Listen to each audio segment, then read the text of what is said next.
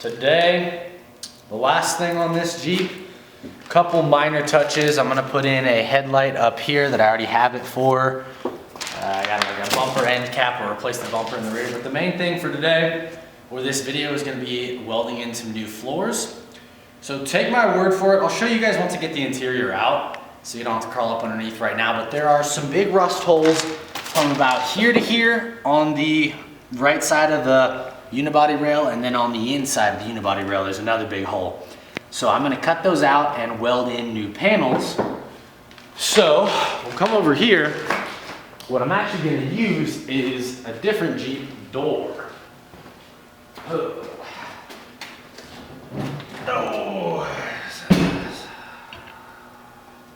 Heavier than I would like it to be. But this is what I'm gonna use, because I already have this door from a different Jeep and it's completely rotted out, so it's not usable. I replaced the door because of this reason. So I am gonna end up cutting pretty much all of this out. Probably not around that because I don't need it that far. Probably up all the way to here, and I might use some of this, just depends. I'm gonna use basically that sheet metal. I'll cut it all out. I'm gonna save the window glass and the regulator. So I'll roll this window all the way up before I start cutting, and I'll take out the regulator. But that's the sheet metal that I'm gonna use, and we'll weld it in there. So you can cut this if you need to turn around because you're gonna fall. We're gonna start by taking out the interior. So what I'm gonna do is I'm gonna take out just this seat. It's 4 bolts. You gotta get this plastic piece off, but then there's 4 bolts around each corner. 2 in the front, 2 in the back. Pretty straightforward. I think they're 13 millimeter or ½ inch probably, somewhere in that range. Just unscrew them if they're not rusted completely. Take off those bolts, lift it out, take the seat out, and then I'll remove some of these plastic pieces so I can get the carpet folded halfway over, and I'll have to remove the back 2 seats probably completely. But we're gonna start on that. So that's first move, is get the interior out, get the carpet folded up, and then we can start cutting out the metal, sizing up the new pieces with cardboard, and we'll burn them in. Go ahead. Couple things. When I bought this Jeep, the owner said they had no idea where the spare key was, and they only gave me one. And then I found this hide key when I was just looking around the back. I found it underneath the fender on the other side, stuck magnetized to the gas tank filler neck, the cover for that. And I got it open after a bunch of dirt, and this key works to start the car. So here's a spare, kind of neat. Now, the other thing is over here, the rest of this stuff, if you want to take a look. Here's the rust. So I got the seat out. I had to pull off some of these trim pieces just to be able to get the carpet out and then fold it under. But we can see, as usual, it's pretty bad. Worse than I was hoping. But the unibody's fine. That's not bad at all. It's just all this sheet metal. And it goes pretty much, huge hole over here that I knew was there. And then the hole here. I didn't really expect it to be this big on the backside and go as far up as it does. Now I'm gonna have to bend the sheet metal, which isn't a big deal, but I'll have to do that. So what I'm probably going to do is actually just cut out most of the door and use this entire piece as one big piece, because the rest of the sheet metal is flaking off the top of the unibody anyways. So it's gone. So we're just gonna do a whole nother sheet over instead of one here, one there, and we'll do some spot welds probably on top of the unibody rail, and that will be it. It doesn't really appear to go too much further up. It stops right about there, and this one stops right about here underneath the foam. So that shouldn't be a big deal. We'll just go from there to there, and the door should cover all of that. So now I'm working on getting this carpet tied up, and then some sort of a way to block all the sparks so I can grind and cut all this out, and then get my welder in here and burn in some new sheet metal. So when I figure that out, we'll go from there. But that's pretty much what we're looking at, so not too bad. I've done this once before, and it was pretty much this bad on each side, driver and passenger, but that was a Jeep in Pennsylvania, Maryland area, so Colorado much better. Pro tips here, a couple things. Most important, have a light guy. Second important, have a cardboard guy. There's a lot of insulation on the back of this carpet that's probably flammable. That's gonna be more important when we weld. These sparks aren't that hot, so it shouldn't be as big of a deal. But it always, don't catch your shit on fire. I have a fire extinguisher. The light guy is doubling as a safety guy, so he's got the fire extinguisher. One last thing, we're about to cut this out, but before you go and cut stuff like this, make sure there's no fuel lines or anything on the underside that you can't see down here. So I already double checked it.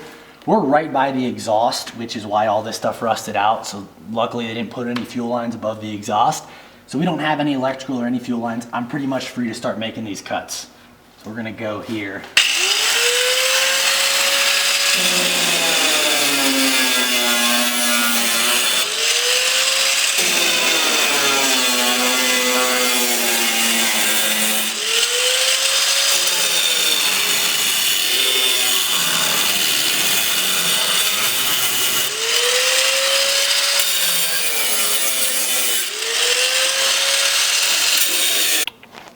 Okay, so we are done with the weight reduction. Yeah, that'll all burn off later. But for now, we've got everything cut out. We are gonna throw in the patch now. Kind of brushed out as much of the piled up rust as I could, and I'll probably brush out a bit more. Actually, I did some more cutting, so I'll keep brushing this stuff out of the frame or the unibody rail. And then we're gonna make cardboard templates and we'll weld them in. That's the next step. All right, so we're about to weld in the patch panels. I've got them all cleaned off, so you can see they were painted before. I've got them, for the most part, cleaned off with the grinder. And here is the first panel. We're gonna go ahead and burn it in. So we'll start somewhere around here. We're gonna do some welds, and then I might clean up some more of the metal. But we pretty much took out these chunks. We're gonna fill one in there, and then I might fill one in over the unibody. I might not, we'll see. But that's where we're going for now, and I'm gonna start welding, so see how that goes.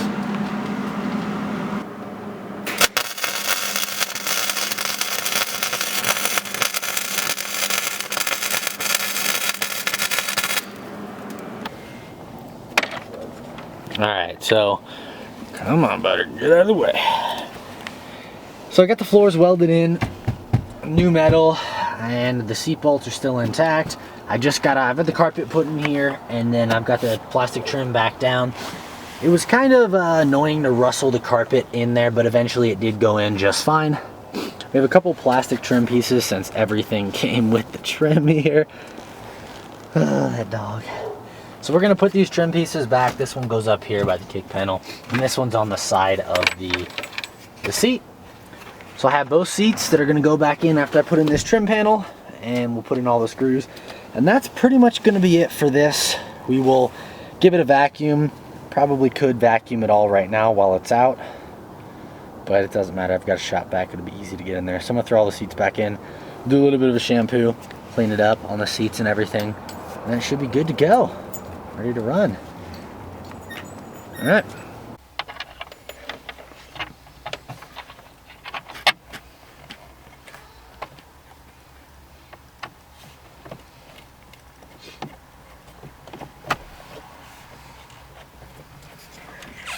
Thank you.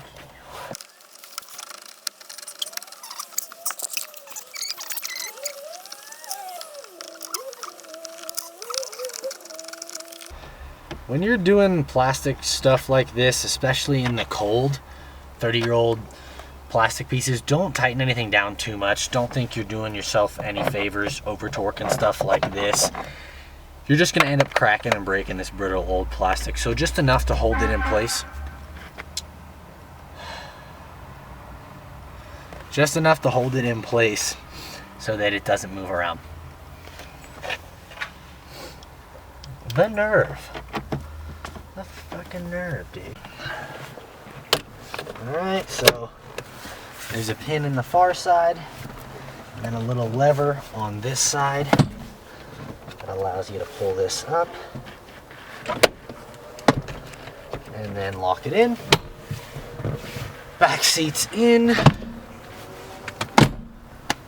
Now for the front seats.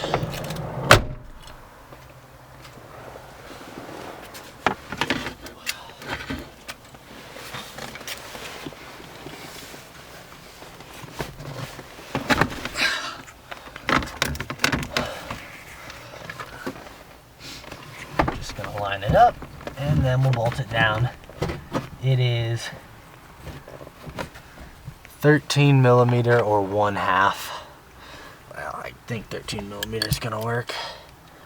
Yeah, 13 or 1/2 should do it. Put in the 4 bolts, put on your plastic cover, and then you're home free. Plastic cover is gonna go right over here on this side. And that should do it.